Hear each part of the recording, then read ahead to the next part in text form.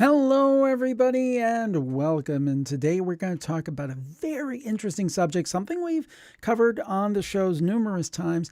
And today we're going to talk about a book that's coming out. It is called The Magic of Tarot, and it is appropriately authored by Sasha Graham, who is expert in such things. And we're so glad to have her as a guest. This book is coming out in early October.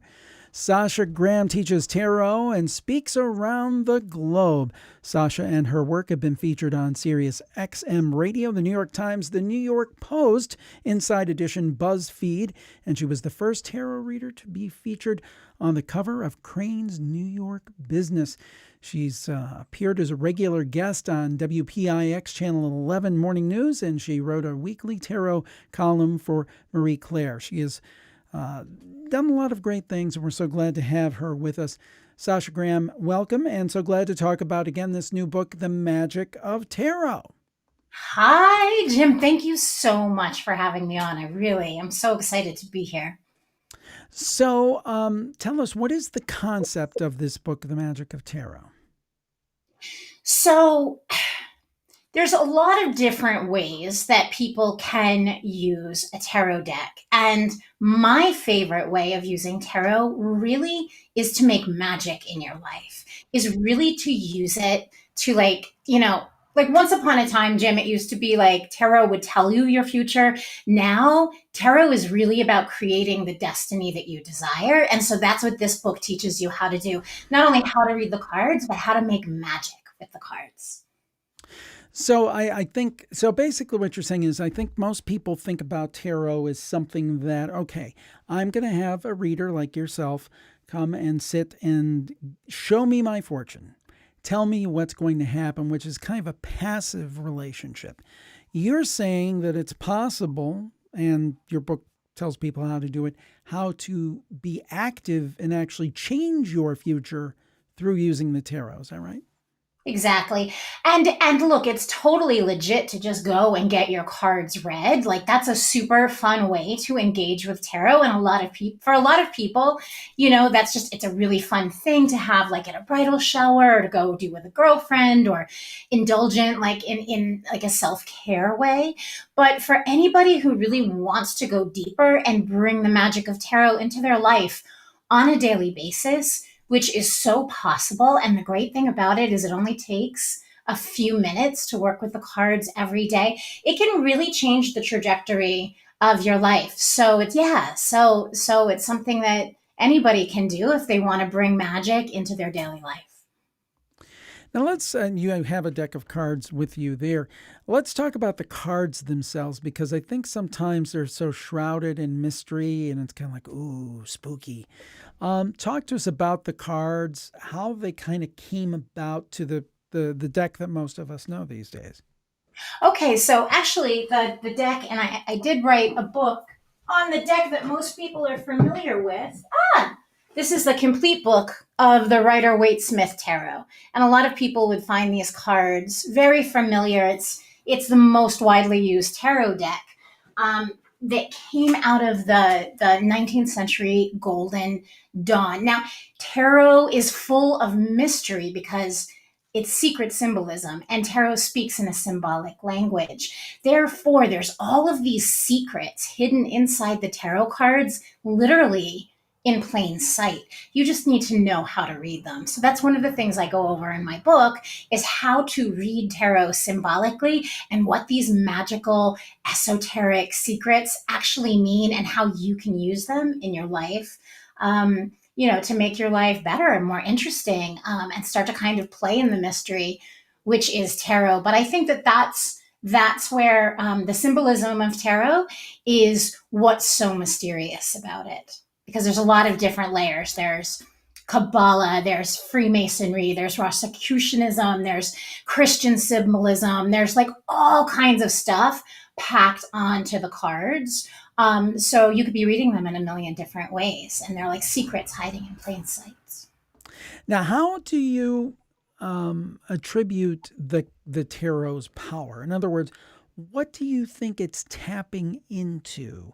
Why does it work both as a way to reflect what might lie ahead in the future and also impact what might happen in the future. What is it tapping into? Okay, so there's two very distinct things that tarot taps into.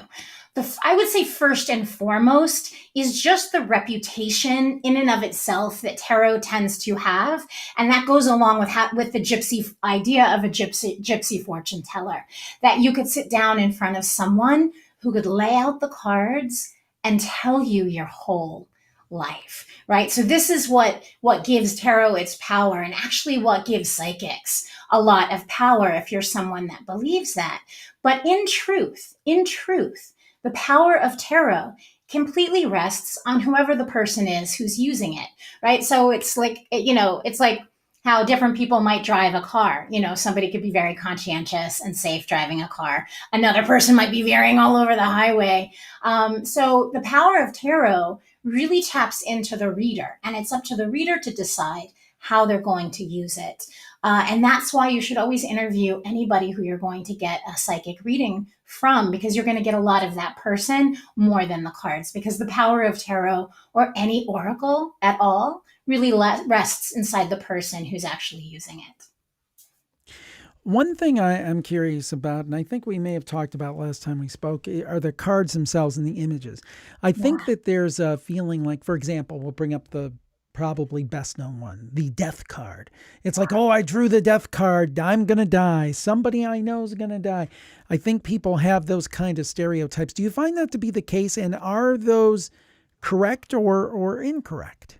It's definitely the case, and a lot of the reasons for that is because of movies and pop culture, right? It's really easy to use the death card at like a super tedious point in a film or like a serial killer movie to represent something that's terrifying, right? People who don't know a lot about tarot, right, don't want to necessarily see the death card come up if they don't understand that really the death card is embedded in its transformation, right? It's transformation. The death card is number 13 out of the 22 major arcana. It's right in the middle of the deck. It's not the end, not at all. In fact, death is like the initiation of a person who goes through an initiation and comes out the other side, seeing the world with a new set of eyes. So death is really about letting your old self slip away, and stepping into new possibility.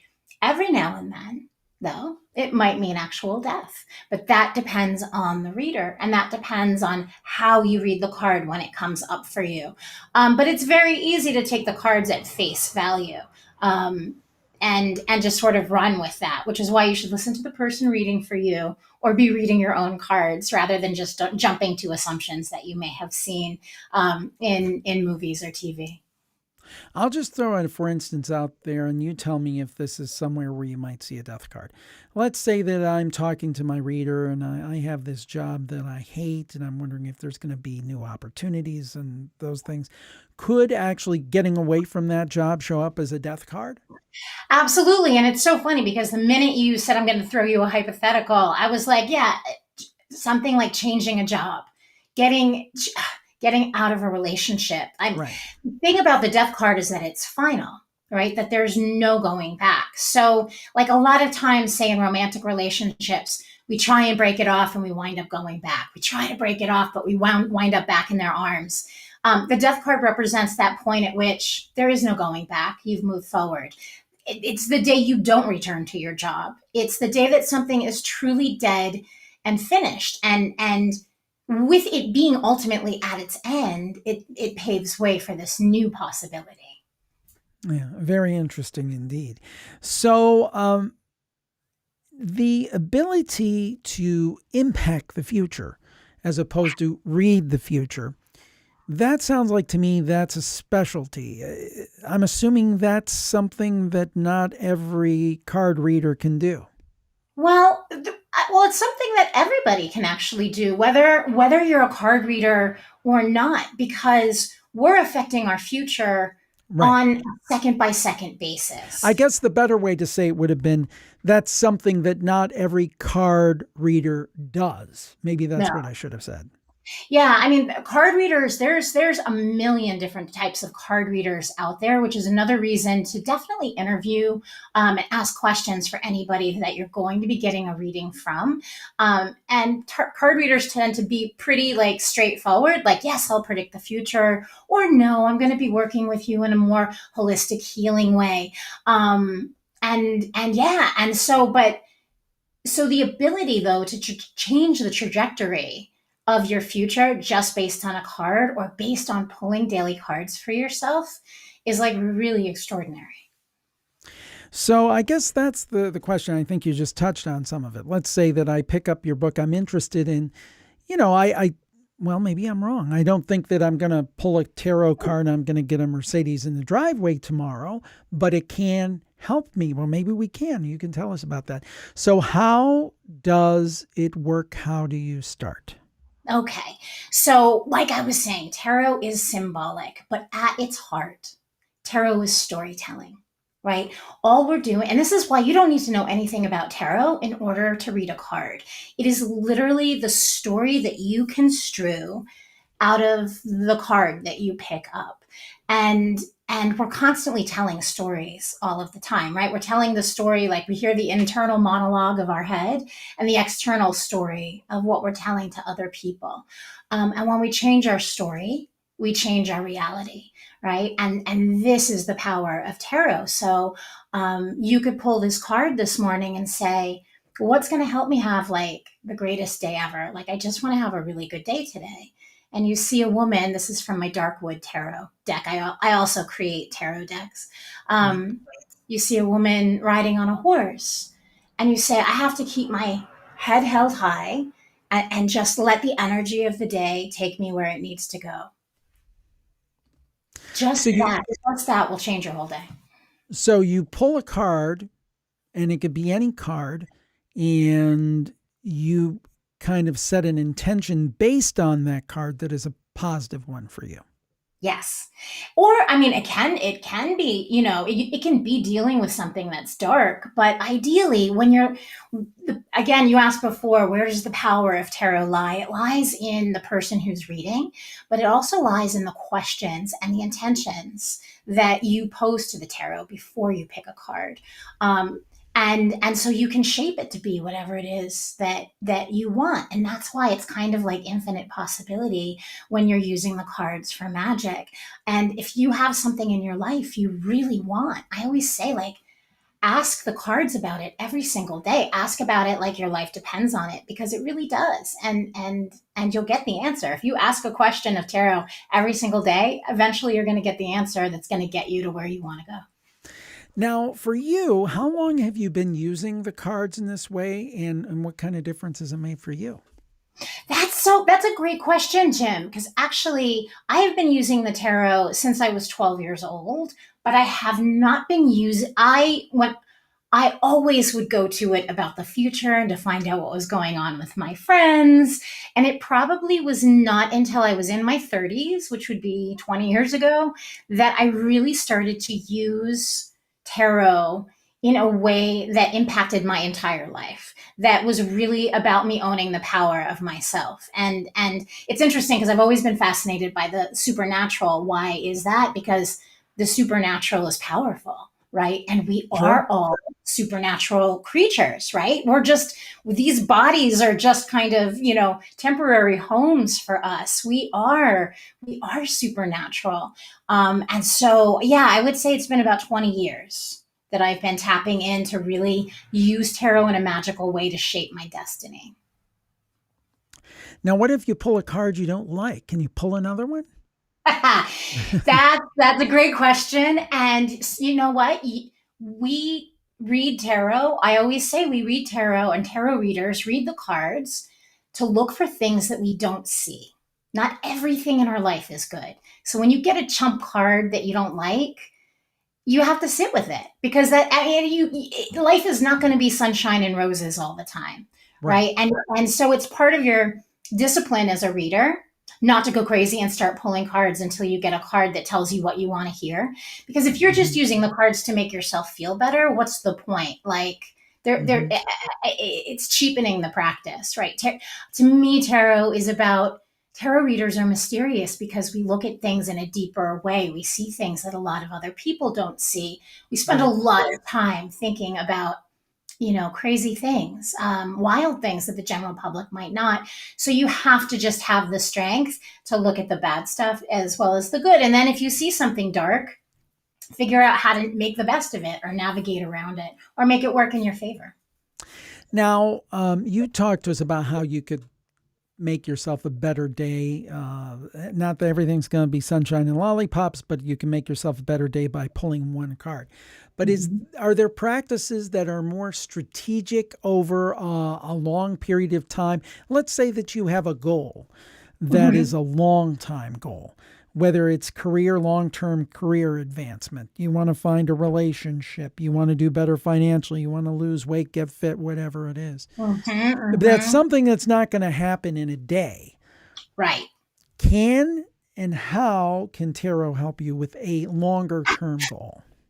I just dropped some cards there. So, for long term, and this is when I talk about the magic of tarot, I am really talking about using it magically for spells. Now, everybody's pretty familiar with vision boards, and vision boards, I guess, have proven to be really effective. People really like them because it's visual and symbol pictures move straight inside of us. So that's the same way that tarot works magically for us. So if you were, say, looking to be inspired artistically, you could literally pull out, this is the star card, and she is literally, it's the muse card. It's about communication and artistic freedom and just being open to beauty and divinity.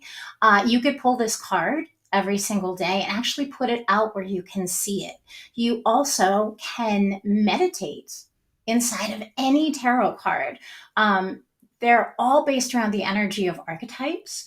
And so when you do a guided meditation into a tarot card, not only will you be able to sometimes converse with the card and get messages from the card, but you can also, I always say, take a little piece of the card's medicine, like magical medicine. So say you were going out on a hot date tonight and you're like ready. You're ready. You're like, enough of this like internet dating, scrolling. I want to like, I want some lover's card, right?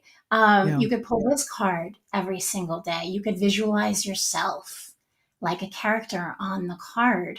And what happens is, and I know everybody's heard this, right? Your mind doesn't know the difference between if you're like imagining something or actually Right. like doing it. And so like attracts like.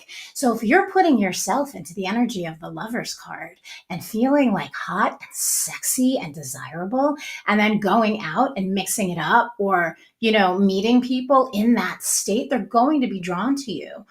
You're going to be in lover's energy before you even walk out the door and therefore attract it to yourself that much faster. So, in a way, if I'm hearing it right, the tarot is a tool to kind of work with the law of attraction. Is that right? Absolutely. Absolutely. With the law of attraction. And it also, once you get to, and what happens is people wind up having favorite cards, and then you can just literally use the cards. Like if you need to get down to work, you're having issues, you need to set some boundaries, lose some weight, you go to the Emperor card. Here it's by, symbolized by a ram. I can And use that one. yeah.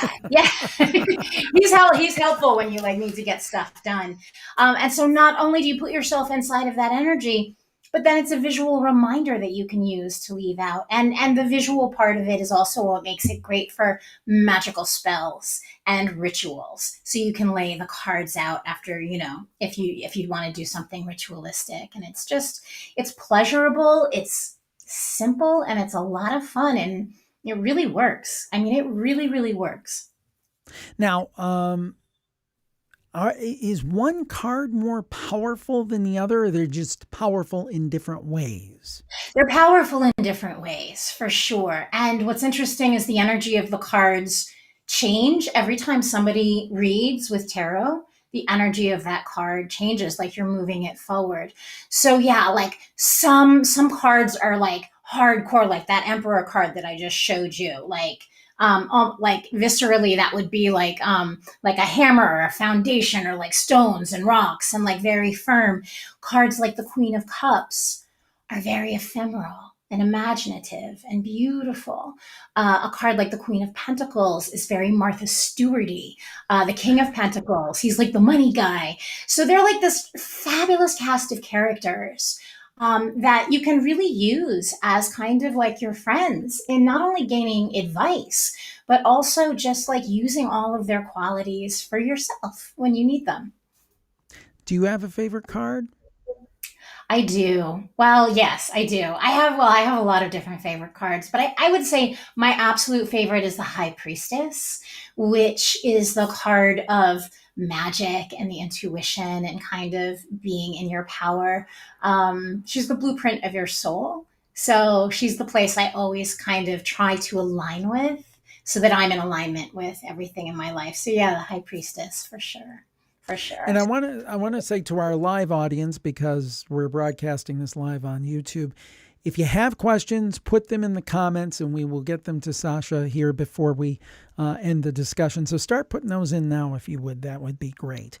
Now, I ask people about this in various projects, particularly people who've been doing something for a long time.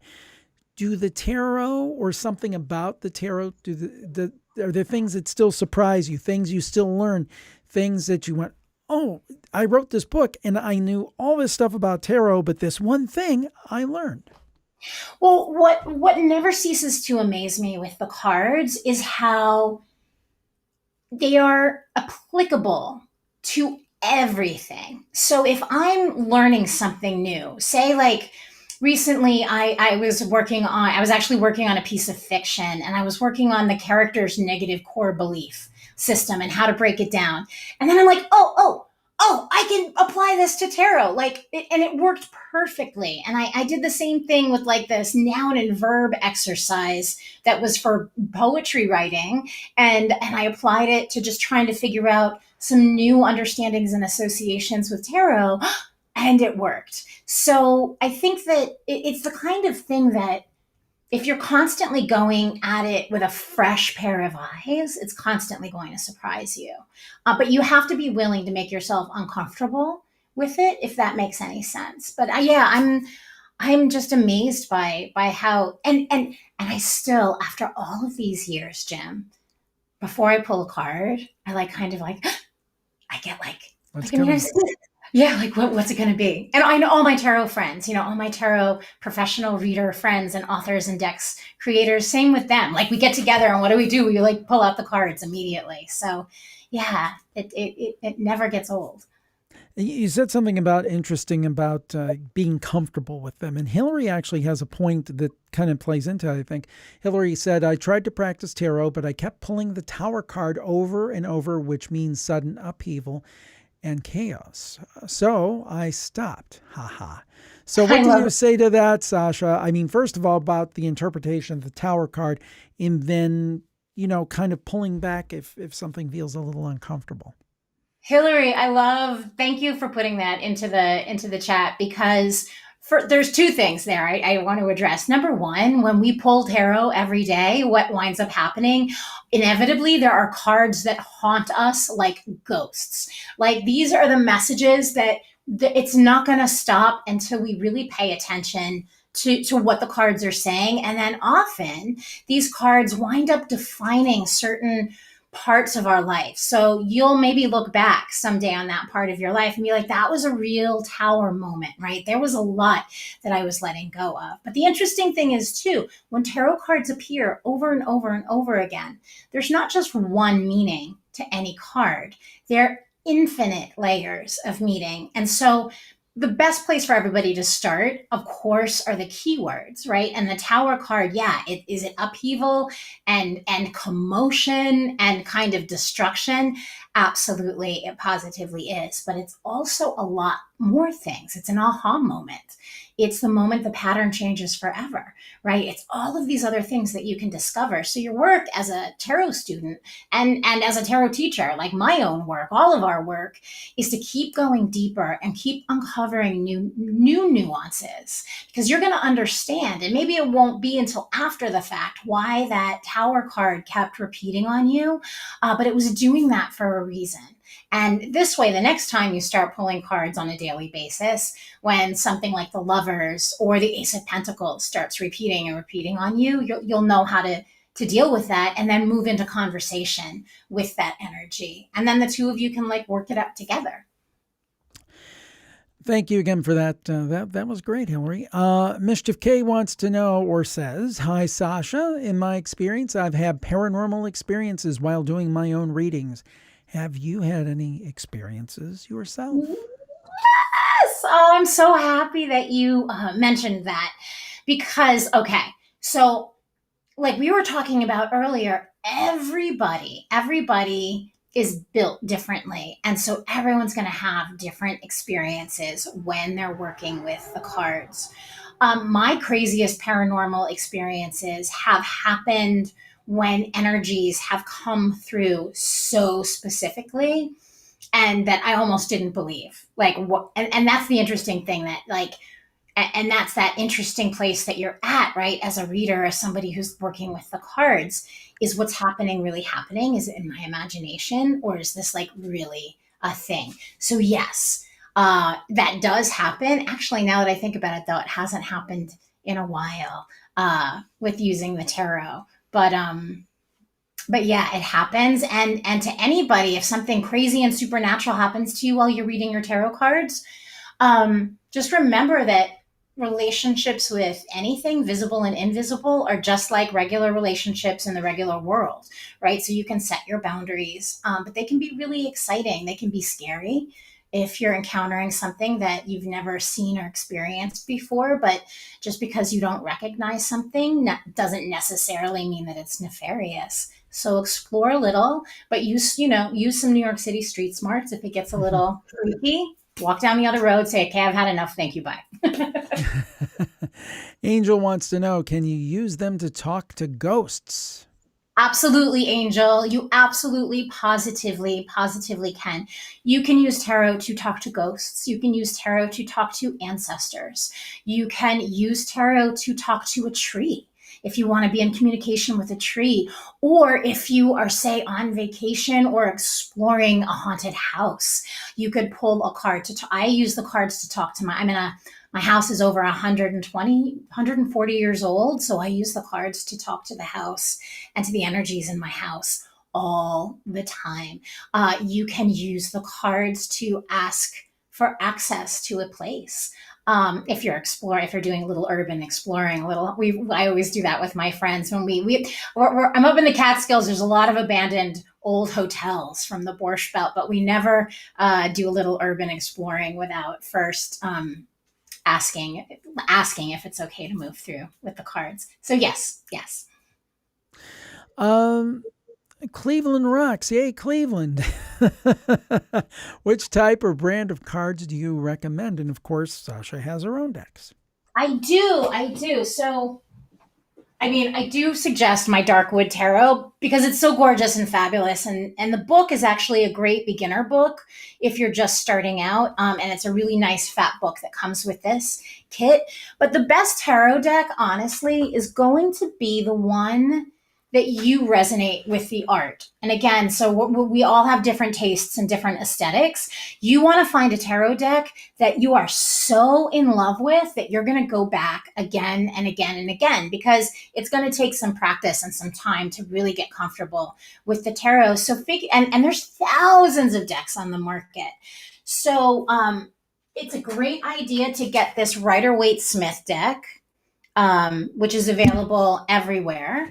And actually, I just wrote a guidebook for a series of this tarot deck, Tarot of 1909, for Lo Scarabeo Tarot. But that's just great because it's the baseline that sort of everybody bases their tarot on, and then find one that like you groove to, that you love. Now, some people I think are afraid of tarot. They kind of put it, and sometimes I see this even online, it's kind of lumped in with something like a Ouija board or something like that. What would you say to people who are afraid of it? Like, oh, I'm going to bring in evil spirits or that kind of stuff. Yeah, well, if you're afraid of it, don't use it. That makes You know what I sense. mean? Like, if it freaks you out, like why put yourself in a place where you feel unsafe? But if it scares you and intrigues you, by all means, walk down the path and see what you can discover about it. But you have to be gentle with yourself when you're opening yourself up to magic, and some people that freaks them out. Magic is powerful. Magic comes packed with a lot of history on top of it. It's okay to take baby steps, and it's okay to take scary cards out of the deck for you as you're getting to know tarot, if it's something that you want to do. But if you're freaked out by the cards, don't use them. It's like, Yeah. if you don't like tomatoes, don't eat them. Yeah, no, that makes a lot of sense. I've not heard people say that, and I like that approach. It's like if you're that afraid of it, don't put yourself through it. But if you're interested, come on in. The water's fine. Now, people looking for someone, let's say, I mean, obviously they should get your book, and we're going to bring that up again, The Magic of Tarot by Sasha Graham, coming out was it October 9th, did you say? October 8th. October 8th, October 8th, but available for pre-order now, as I understand it, if I'm correct. That is correct. But the thing is that let's say that somebody wants to say, I want to get the book, but I also want to go find a reader. How do you suggest one go about finding a good tarot reader? So, word of mouth is obviously a great way to find a really good reader. But if you're interested, and the great thing now, obviously, is you can reach tarot readers around the world. So, location is really not much of an issue in terms of getting a phenomenal reader. Most readers at this point have so much information about themselves online. It's like choosing a deck, right? Just find somebody whose vibe you really dig. That being said, there are also mysterious readers out there that you may prefer. When I say mysterious readers, I'm talking about those readers who, you have to call this phone number on a Tuesday between 7 and 10 o'clock, and they only see people 2 months in advance. And even setting up for the whole reading is kind of shrouded in mystery. Right. There's a power behind that, that just will get you excited and really paying attention when you're in the reading. So look at reviews, but mostly go on what feels right for yourself, and then just ask be clear about what it is you're looking for, so that you can ask them if they're the right reader for you. And we have another question from Mischief K. Mischief K wants to know, what's the best book that just focuses on tarot symbolism? I bet you have something right there. 100%. My complete book of the Rider-Waite-Smith Tarot. Only because there's actually, for every single card, I have a symbol section that tells you not only where the symbols come from historically, but then how you can use them to interpret them, how to interpret the symbols. And in my new book, The Magic of Tarot, I take it one step further, because what a symbol means, and historically what it means, great, that's all interesting and important, and you should know that. But literally, what does it mean to you, right? We understand that, like, a door is like the symbol of a threshold. It's a passageway. It's a space between one reality and another. But what is a door? How do you sit with that? How do you feel about doors? Do doors freak you out? Do they excite you? Do they cause mystery for you? So in The Magic of Tarot, I go more into journaling exercises where you can figure out what symbols really mean to you. On these shows, we love stories. Do you have a dramatic story? It could be in your life. It could be in someone else's life. Of course, no names, please. We want to keep confidentiality. But again, where not only has it been very dramatic in reading, but dramatic in creating. Is there a story that you could point to and retell us a little bit about where it was really remarkable how the magic of tarot was applied? Well, the magic of tarot. So the first thing came to mind actually was an experience I had as a young reader when I was first starting out, just doing professional readings, which is that, um, you know, usually when people sit down with you, if they're sitting down with you, if they're not sitting down to test you, because that happens from time to time, Sure. especially at parties, but people really do say, okay, this person can see me. This person can really read me. So I was sitting down late at night in a diner doing a reading for this fellow who was on his way to prison. Oh man. And he wanted to know what he could do to kind of make it the sentence as short as possible for himself. But what was interesting was he was lying to me, and the cards Ah. kept calling him out. And so it was very interesting because that reading began with how can I kind of like beat the system, and then it ended up with him kind of sheepishly taking responsibility for the havoc that he had wreaked. And then he wound up going into prison and really learning how to work with the tarot. And it's still something now he's out that is very near and dear to him. But I remember just for myself the brevity that I felt like you have people's lives in your hands in a sense when you're reading for them because they kind of put it all out there for you. So just for me, it was a lot thinking about someone who was going to be spending the next half a decade in prison. That was just a lot for me. Sure, but, sure. but it Especially went being a really, young reader, I would think, being yes, new to yes. it. But as far as like a story about magic, I did a magic class within a year before the pandemic, and I shared this magical way that I had induced travel in my life. And I had said, just pretend like it's already happening. In that class. And literally a week later, I was teaching another class and a student came back. She said, I did exactly what you said. And the next day, I got an offer to like travel to Europe, Wow. it was amazing. It was amazing. It doesn't always happen that fast, but Something you talked about a little bit earlier, and I want to get your perspective on it because we're doing so much stuff online today because yeah. of the pandemic, and hopefully this will end sometime. Although I think there will be things that will carry over. There'll be a lot of things that we never thought about doing online, but now we can. But hopefully we'll be able to accentuate it with real life stuff, be able to have your choice.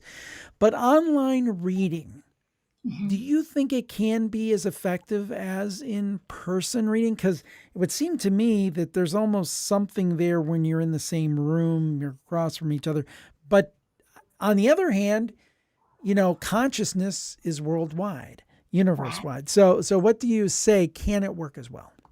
It can. It can work as well, if not better. And I say that being very skeptical from the beginning. And from when I started reading professionally, it was just like, should you or shouldn't you do a telephone reading? So that was our long distance readings, back then. And what I found fascinating as a reader and and as someone who's gotten readings is that 100% absolutely, it's a different animal, right? It's a different, when you're sitting face to face with a human. Like tarot is very sensual, right? You have the shuffling of the cards. If you're with a fun reader, you're in a chamber full of candles. I mean, there might be tea and chocolate and incense and like flowers. So sensory things, like it's a very pleasurable, very intimate thing. And it can be absolutely phenomenal, but that can also be overwhelming, right? When you're online, it's amazing the degree of intimacy and actually practicality. You might walk away from an online like Zoom reading or video reading, having more information and a recording that you can refer back to, a visual recording rather than an audio recording that you would typically do in an in-person reading. So I think that they're equally strong. They're just two different animals. And so hopefully, you could have a little bit of both. But in terms of the sensuality of the cards, that's something that you can always create for yourself. And it's beautiful. And we all look better I always think by candlelight. So yeah. The darker the room is, the better I look. Uh, so,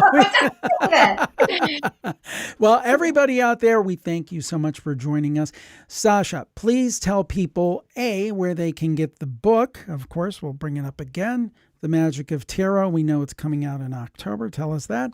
And tell us where they can get in touch with anything else that you do and everything else that you do. Yeah, so The Magic of Tarot is hitting bookshelves on October 8th. It's going to be available at Barnes & Noble, Books A Million, Walmart, Amazon, and most importantly, at your favorite brick and mortar independent bookstores. So don't forget about those guys, and metaphysical shops. Obviously, you can reach me at sashagraham.com, and all of my books and all of my tarot decks are available on Amazon and Barnes and Noble, or go to my website and that'll direct you to where you can buy it. You can find me on Instagram, Sasha Tarot Diva. I have a slew of events, both in person, but a lot of virtual events, workshops, and like exciting happenings around the release of this book. So go to sashagraham.com, check out my event and class page, because you can definitely partake in these virtually. And yeah, I just hope you guys like jump into the magic of tarot, and I hope that you love this book. Sasha, thank you for joining us today. Thank you for having me, Jim. And thank you for tuning in, and please make sure that you are subscribed to this YouTube channel. Also, make sure you hit that notification bell so you never miss a video. We're doing live, we're doing some pre-recorded, and who knows what will come next. But you won't know any of it unless you're subscribed, and of course, hit that notification bell. We'll talk to you next time. Have a great day, stay safe, and of course, stay spooky. Bye-bye, everybody.